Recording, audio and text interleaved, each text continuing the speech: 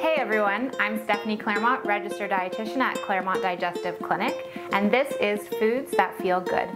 Today we are going to make a lentil quesadilla, which is a low FODMAP, gluten-free, and fairly low lactose recipe from the IBS Master Plan Cookbook.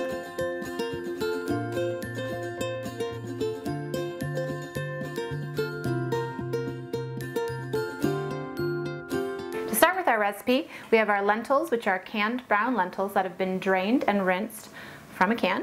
And we are going to add a little bit of seasoning, whatever you like. So I'm just going to add some salt and some pepper to my lentils, because we're going to add a couple of different toppings.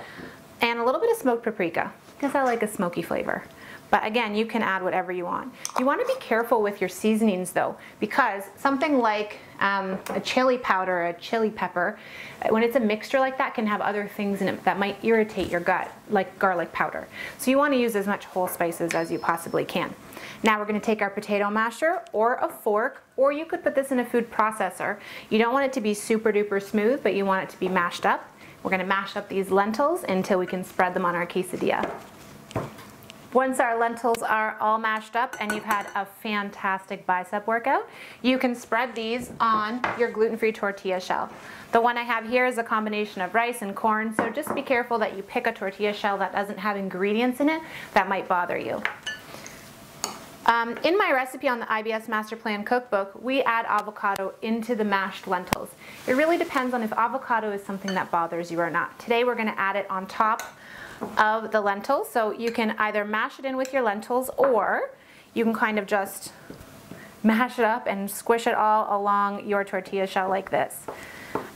It really depends what you want to do. This kind of looks like a little bit of a pain in the butt, so maybe you want to mash it in with your lentils.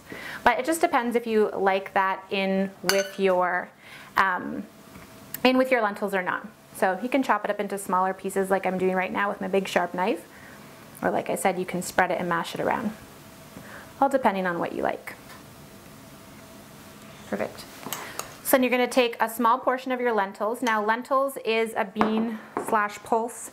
So, sorry, it's not a bean, it's a pulse or a legume.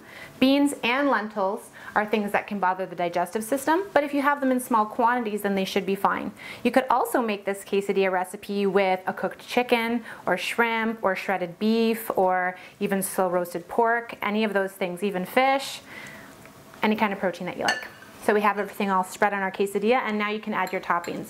If you're avoiding lactose, then you don't want to add the cheese, but cheddar cheese and older cheeses like old cheddar cheese and Parmesan cheese actually have very little lactose in them, so there's something that you can add. Today we have some red bell peppers chopped up already. You could add tomatoes, you could add spinach, whatever you like. And we have some fresh cilantro. I know people usually love or hate it, so you don't need to add it if you don't like it. Here is my shred up spinach. It's always good to add something green, and a little bit of our shredded cheddar cheese, or a lot, whatever you like. And the shredded cheddar cheese actually adds some glue to your quesadilla. Now, make sure you have a non-stick frying pan on the heat. Add a little bit of olive oil. I'm gonna move this stuff out of the way so you can see. Kind of like on a medium heat or so, and then fold your quesadilla over, pack it in nice and tight, and add it to your nonstick pan. Now we're going to grill this quesadilla for about 2 minutes aside until it's nice and golden brown and the cheese is melted on the inside. Okay, so when your quesadilla is cooked about 3 to 4 minutes and it's nice and crunchy and crispy, just like this, make sure you turn off your stove, and then you are going to cut it up and serve it. So we have here just a little side salad, just to get a little extra vegetable for you. Cooked vegetables can actually be a little easier to digest than raw, so really just kind of know your body and what you need, and make sure that you choose foods that are good for it. Make sure you let this cool before you have a bite. All right, well, thanks for hanging out with us today. And if you want any more recipes or tips for digestive health, please visit my website at stephanieclaremont.com. Much love and good eating.